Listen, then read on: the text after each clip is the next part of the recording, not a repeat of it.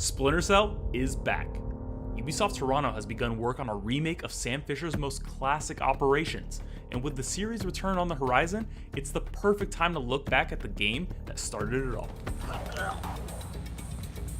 What the hell? I'm going to ask you some questions. When I think you're lying, I'll do this. Who do you work for? Splinter Cell launched back in 2002, a time when Ubisoft was best known as the company that made Rayman, a bright and colorful platformer. Splinter Cell was not that.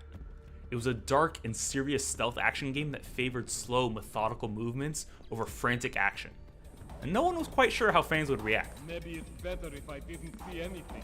To find out more about the development of that first game and the lasting effects it had, we spoke to some of the folks that helped launch the original Splinter Cell and some that are helping to bring it back.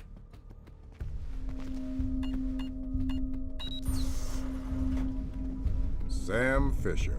I can't believe you beat me here. I like to be early. Very first time we really understood that we had a hit in our hands is, I guess, when we were talking to Microsoft. Like, we had that feeling, that gut feeling, but it wasn't validated by anything, and we never had a hit before at Ubisoft, like not a big one like that. When Microsoft came to us and looked at it, they knew also something was up, and they were considering it for their E3 showcase at the time for showing off the Xbox.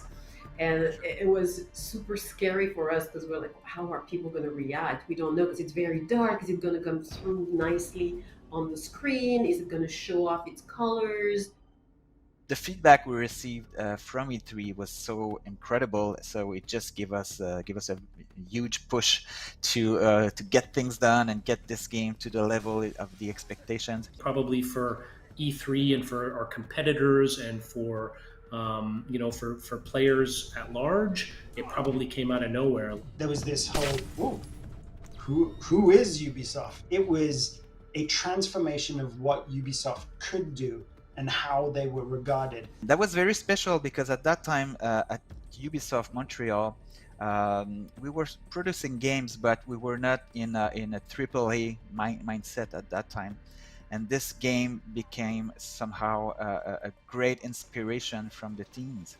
And from that moment, when Splinter Cell did release with a very cool feedback and nice reviews and nice popularity as well, this has been an incredible trigger for the whole studio to reach for this level of achievement for other games.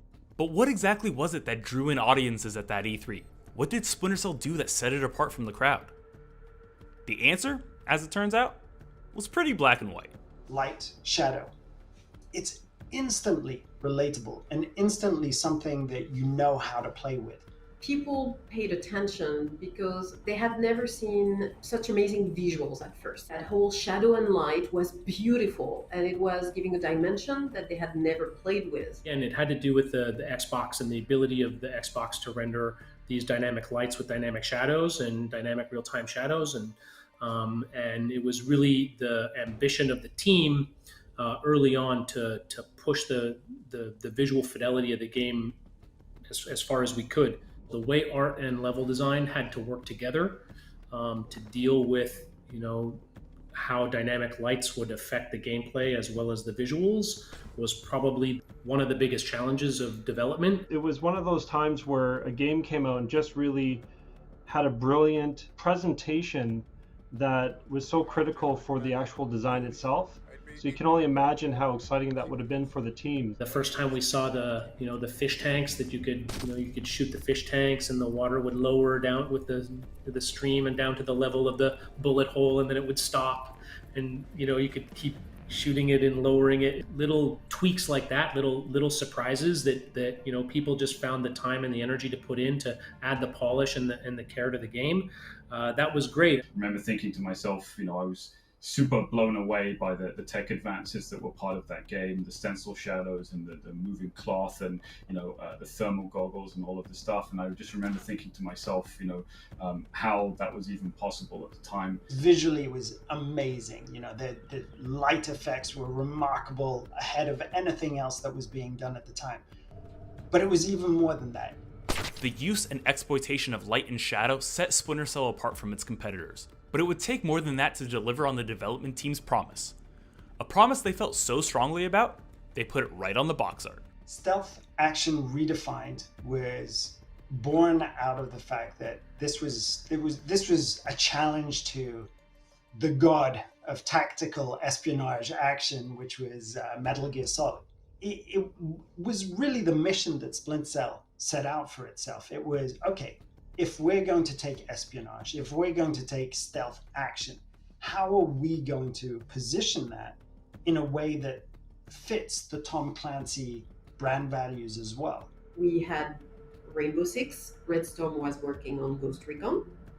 Those were obvious Tom Clancy games. But Splinter Cell came from Montreal, and Montreal wasn't working on Tom Clancy at the time. And when we looked at it, we looked at the fantasy, we looked at the realism and the techno-thriller aspect of it. We figured that would perfectly fit under Tom Clancy. Back then, there was a lot of, a lot of games that were very kind of heavy on just shoot, kill, be done. That's how you get through these situations. Splinter Cell made you slow down, it made you think, it made you kind of try to understand the threats that were ahead of you, and it layered all of those features together. And it rewarded players for thinking differently, for being a bit more kind of patient with the way that they chose to solve those situations. The idea of being the one who can make the difference, who can go into those places that no one's supposed to be able to go to and do what no one's supposed to be able to do, that's an incredibly powerful fantasy, and it's a lot of fun to be that person. We used an actor that was a recognized person. That was new at the time. Anybody have a line back to third echelon? I'm here, Fisher. What the hell's going on? Nicolad's just declared war on the U.S. What? Now it's something that a lot of people do, a lot of game publishers. It's kind of normal, but at the time it wasn't.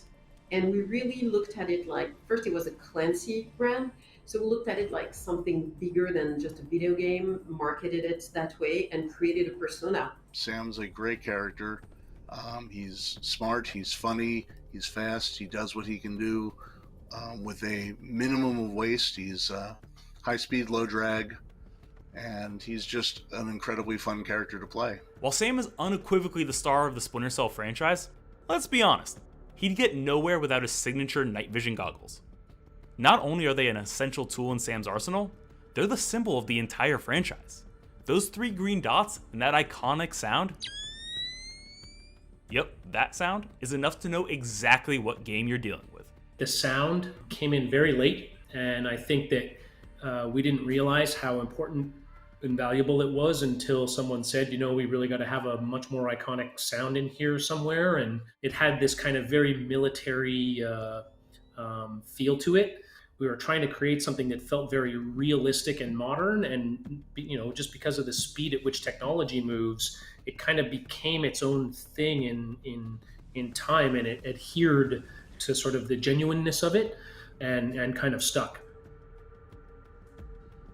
19 years ago, Splinter Cell put Ubisoft on the map and changed the landscape for stealth action games across the industry. Now, thanks to the upcoming remake, a brand new generation can experience the best Splinter Cell has to offer. For future updates on the Splinter Cell remake, follow this channel and visit us at news.ubisoft.com.